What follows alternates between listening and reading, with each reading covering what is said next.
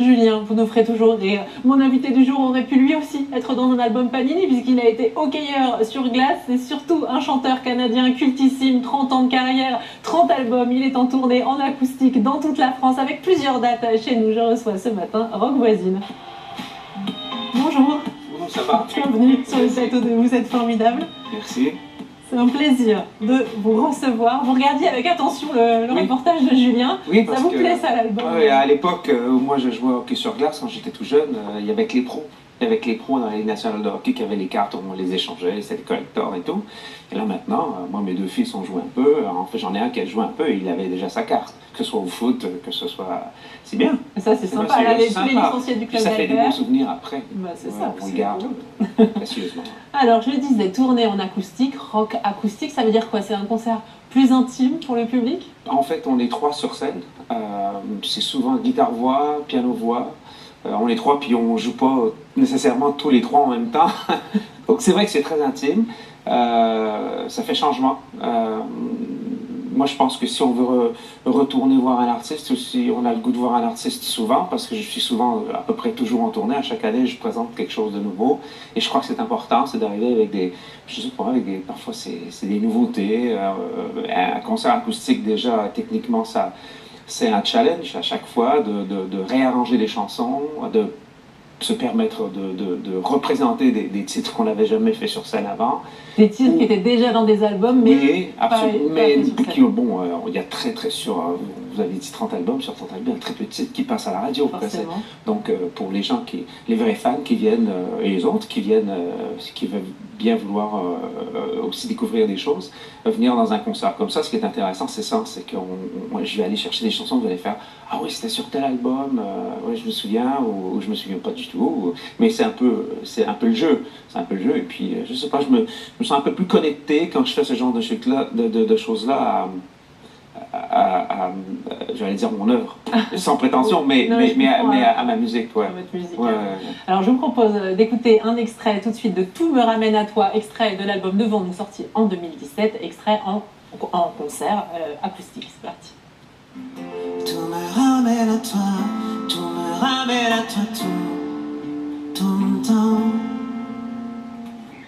Tout me ramène à toi, tout me ramène à toi, tout le temps, tout le temps.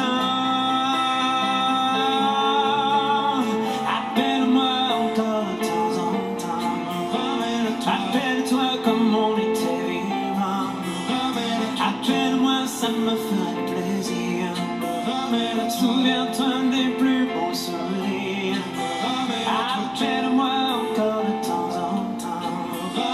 Appelle-toi comme on était vivant. Appelle-moi, ça me ferait plaisir. Souviens-toi des plus beaux souvenirs. On dit qu'en France, pour réussir, il faut faire des chansons tristes, c'est vrai ça? C'est vrai. C'est vrai. Ouais. Vous aimez les chansons tristes?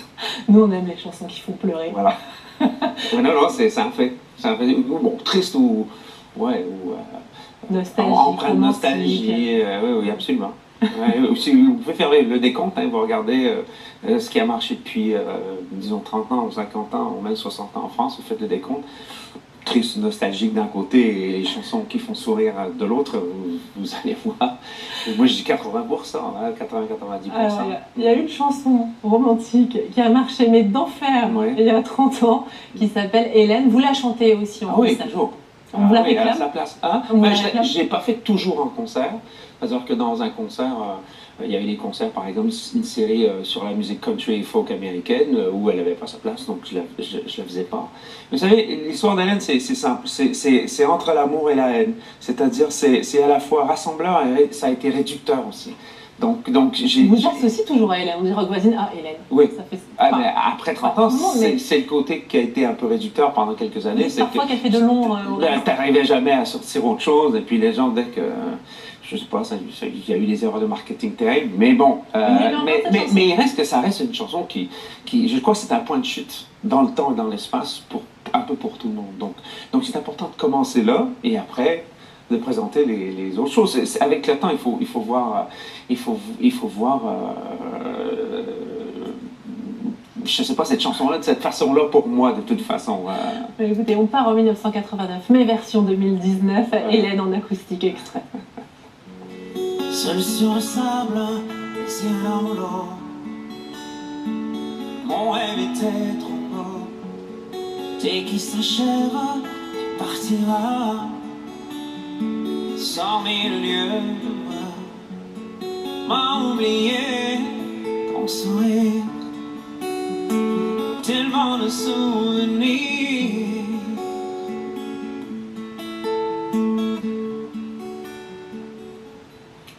Alors, vous l'avez dit, il n'y a pas que cette chanson, mais c'est une chanson qui a parlé à beaucoup. Donc, moi, je le dis, c'est mon premier disque, papa et maman. Moi, j'étais mon premier disque en 1989, c'était Hélène. Et aujourd'hui, ça reste ancré dans les mémoires. Et bien sûr, on s'intéresse à tout le reste, parce que 30 albums.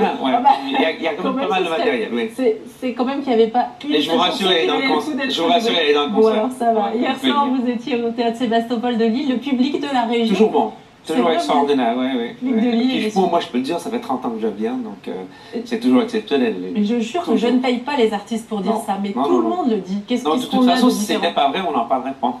Ah, c'est vrai? Vous avez dans des régions où ce serait un sujet tabou. Si vous allez dans un endroit où c'est moche, vous en parlez pas, hein. Vous dites, s'il vous plaît, évitez la question, comme ça j'aurais pas à mentir. Qu'est-ce qu'on a de différent, parce que c'est pas extraordinaire. Est-ce qu'il a ce public, votre public? Je sais pas, c'est pas seulement mon public, je pense que c'est le public de Lille en général, du Nord. Je suis assez chanceux, hein. J'ai des publics quand même assez bons partout. C'est culturel, un public, hein. Vous vivez à Lille, vous vivez pas, je sais pas moi, à Montréal, ou vous vivez pas en Saskatchewan, dans l'ouest du Canada. Les gens, ils vivent la musique assez différemment. Je pense qu'il est important, c'est de s'adapter et puis de comprendre les gens vers qui on va. Et puis ils aiment quand même, mais ils sont peut-être dans certains endroits un peu moins démonstratifs. Ici, c'est chaud. Vous avez encore des dates dans la région, à Arras le 23 février, juste avant ça à Saint-Amand-les-Eaux le 16 février, puis d'autres dates en Belgique. Restez avec nous, vous aimez la moto? Ça vous parle, la moto? J'aime, Regardez, l'Enduropage, c'est ce week-end, puisque vous êtes dans la région, c'est au Touquet ce week-end. Vendredi, samedi, dimanche, la course sera retransmise en direct et dans son intégralité sur France 3 Hauts-de-France et sur notre site internet hdf.france3.fr. Alors c'est l'un des grands événements sportifs de notre région. Ça fait 45 ans que ça existe et c'est toujours des préparatifs intensifs. C'est la News Vintage.